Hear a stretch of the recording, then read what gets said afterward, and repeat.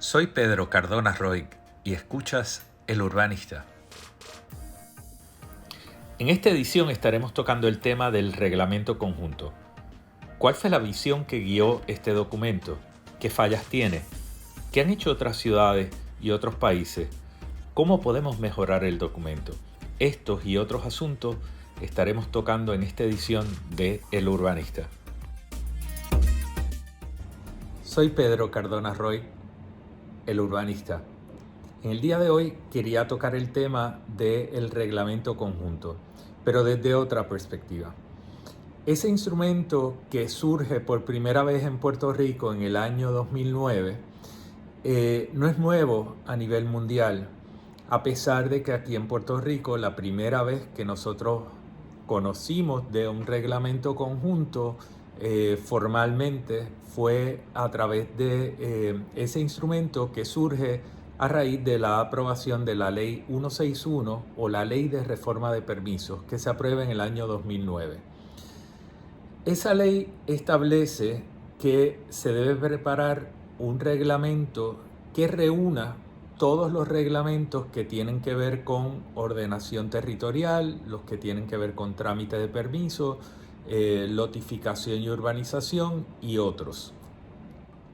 Las personas que prepararon la Ley 161 establecieron que el reglamento conjunto tenía que recoger los reglamentos de 25 agencias que van desde la Policía de Puerto Rico, el Departamento de Hacienda, la Junta de Planificación, la Oficina de Gerencia de Permisos, el Departamento de Recursos Naturales, Instituto de Cultura y otras. Eso ya de por sí debió haber levantado preocupación en algunas personas. Y aunque se discutió durante el periodo de vistas públicas, realmente este fue un proceso que corrió con alguna participación, pero ciertamente con muy poca consideración de los planteamientos que se traían por parte de la ciudadanía. Yo participé de este proceso y puedo dar fe de cómo se llevó.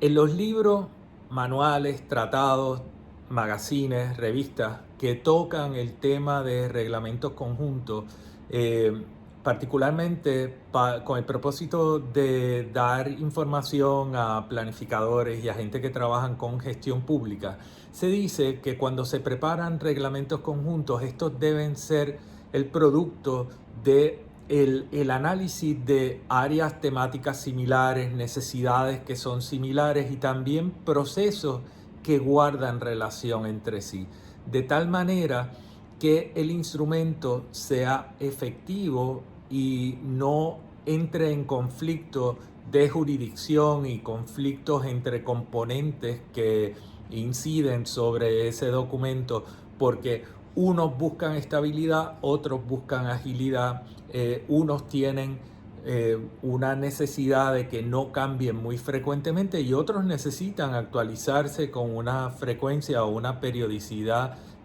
mayor, ¿no? Y esos son factores que hay que tomar en consideración. Eso no se tomó en cuenta aquí cuando se trabajó con el reglamento conjunto.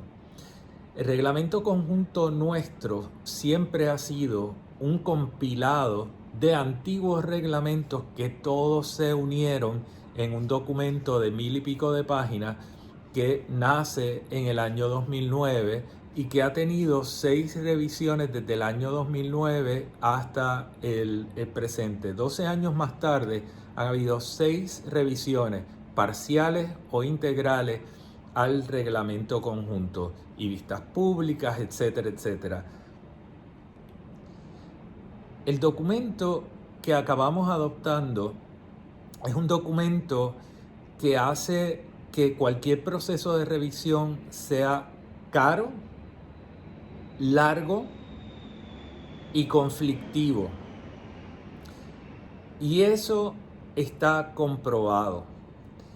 Por lo tanto, es necesario que nosotros ya, si no lo hicimos en el año 2009 como debimos haber hecho, de reflexionar sobre esto antes de implantarlo, ahora con la experiencia de 12 años, es bien importante que nosotros analicemos ese instrumento y veamos sus pares, ¿verdad? Y hay ejemplos y aquí en Puerto Rico pues tendemos a mirar el mundo americano antes que cualquier otro lugar, y aunque esto existe en otros sitios, miremos el mundo americano.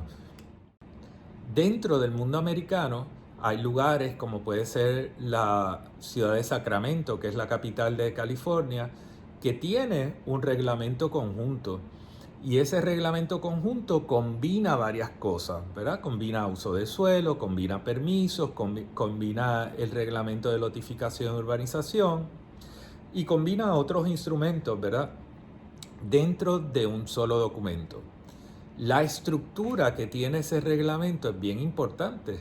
Es una estructura por tomo que permite que si yo tengo que enmendar algo relacionado a uso del suelo, que por necesidad, cuando yo enmiendo cualquier cosa relacionada a uso del suelo, yo estoy alterando valores de terreno, yo estoy creando inestabilidad en lo que son los bienes raíces y los valores del terreno y las expectativas de inversión y toda una serie de cosas. Por lo tanto, yo tengo que cuidar muchísimo de no estar enmendando ese componente frívolamente o de una manera demasiado frecuente que altere esos valores. Y debo ponderar muchísimo antes de hacer una modificación de esa naturaleza a el instrumento que rige los usos del suelo. Y entonces, pues algo que es más procesal, como puede ser el trámite de permiso, que responde a si se necesitan tantos formularios, tantos comprobantes, etcétera, y es algo más dinámico y que se espera que se modifique de acuerdo a la incorporación de tecnología o hallazgos adicionales de datos, etcétera, pues eso se puede enmendar independientemente más ágilmente. ¿Qué quiere decir cuando miramos el reglamento de Sacramento? Y estoy utilizando este como uno de los ejemplos que yo he analizado, pero hay otros, ¿verdad? Hay casos de Sacramento, pues cada uno de los tomos tiene la fecha en que fue adoptado, la fecha en que fue enmendado, cuáles han sido las resoluciones que produjeron esas enmiendas, esos cambios o esas adopciones, pero también en la parte inicial identifican quiénes son las autoridades que tienen jurisdicción sobre ese tema y ese tomo. Y eso hace que a pesar de que el instrumento del reglamento conjunto de la ciudad de Sacramento tienen varias agencias incidencias sobre él, se sabe que sobre uso del suelo solamente hay 2 agencias que tienen jurisdicción. Las otras tienen jurisdicción sobre otros componentes y no tienen que coincidir y no convocan a la revisión de ese tomo. Solamente la convocan las 2 agencias que tienen incidencia sobre ese tema. Y eso es importante. Eso añade agilidad y eso hace que el proceso pueda ser un proceso mucho más limpio. Ese no es el caso nuestro. Lo otro que tienen es que la numeración es por tomo y no secuencial a lo largo de todo el reglamento. ¿Qué quiere decir eso? Pues que el tomo primero va de la página 1 a la página 300. Tomo 2 tiene una numeración que es independiente de la del tomo 1 y se identifica tomo 2 y el número de página. De esa manera, cualquier revisión que se le hace al tomo 2 no afecta la numeración del resto del reglamento ni afecta el tomo primero. Esos son detalles, pero esos detalles son importantes porque hacen que el documento sea un documento más ágil y un documento más estable. Que en última instancia eso es lo que uno busca con un reglamento y nosotros no hemos acabado de comprenderlo. Las personas que trabajaron con la ley 161 ciertamente no hicieron investigación y no conocen de reglamentos, porque lo que produjeron es algo que va en contra de las mejores prácticas y todo lo que esté escrito en relación a este tipo de proceso. Una de las cosas en adición que habría que trabajar en este reglamento es una reestructuración por áreas temáticas. Como les dije anteriormente, el reglamento acaba siendo un compilado de reglamentos que existían y pues se juntaron y se pusieron uno detrás del otro. Pero el reglamento necesitaría una reorganización por área temática y depurar lo que son asuntos que tienen redundancia o asuntos que están en conflicto. Yo creo que también hay que hacer una limpieza y determinar que hay una serie de reglamentos contenidos dentro del reglamento conjunto que tendrían que regresar a ser documentos independientes. Es fundamental que una revisión al reglamento conjunto analice en detalle, con profundidad y honestidad, lo que son los requisitos que se le imponen a las pequeñas y medianas empresas. La forma en la que está redactado el reglamento conjunto penaliza a las pequeñas y medianas empresas y favorece a las grandes empresas. Y esa condición de discrimen habría que evaluarla y habría que ponerla en justa perspectiva, ¿no? Lo otro que el reglamento conjunto no tiene son criterios de sustentabilidad, no tiene tampoco un reconocimiento de cambio climático ni políticas que atiendan la situación del cambio climático, no tiene criterios para crear comunidades habitables, no incorpora conceptos como el de HomeFit, que lleva años AARP pidiendo que se incorpore al reglamento conjunto, que quiere decir básicamente que la vivienda esté preparada para que pueda servir a todas las etapas de la vida, ¿no? Y que no una persona cuando es un adulto mayor no tenga que salir de su casa e irse a una égida porque la casa no se diseñó de una manera que fuera adaptable o pudiera acoger al adulto mayor en esa residencia. Y esos criterios lleva AARP muchos años pidiendo que se incorporen. Junto a esto, pues hay toda una serie de otros requisitos que debieran estar presentes en el reglamento conjunto porque ya es fundamental que estén incorporados. Para las personas que no están familiarizados con lo que es este reglamento conjunto y qué es lo que implica, voy a utilizar un ejemplo que les puede servir para pensar en este asunto del reglamento conjunto y cómo funciona. Imagínense que en una industria se les ocurriera agrupar todos sus reglamentos en un solo documento. ¿Qué quiere decir eso? Pues mira, que el manual que rige la operación de la línea de producción número 1 de la planta, que está dedicada a un propósito X, que utiliza sustancias que pudieran ser peligrosas o tóxicas en el proceso de producción, pero con cuidado, ¿verdad? Con el cuidado y el protocolo correspondiente, pues ese manual que rige la operación de la línea 1, junto al manual que rige el manejo de los químicos peligrosos que se utilizan en esa producción, el manual de personal de toda la industria, el manual que se utiliza para los detergentes en las áreas de cocina y baños de la industria,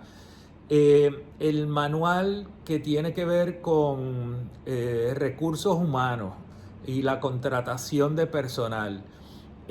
Todos esos manuales se juntaran en uno y que para poder hacer una modificación al manual de compra, y vamos a añadir hasta el manual de compra de suministros y de tinta y toners para las impresoras, Pues ese manual, cuando se va a cambiar de proveedor, de un proveedor X a un proveedor Y, requeriría que ese manual se revisara, pero junto a ese manual de compra habría que revisar todos los otros manuales.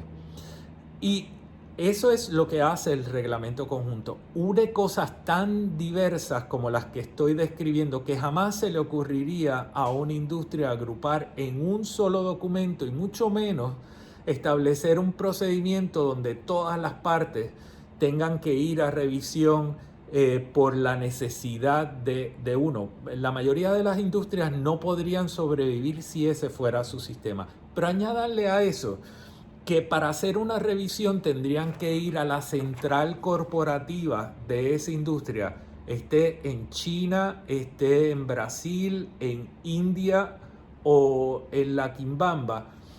Tendría que ir al presidente de la industria la petición de autorización para el trámite que se pretende encaminar y tendría que ir ante ese mismo presidente la solicitud de enmienda al reglamento porque algo tiene que cambiar.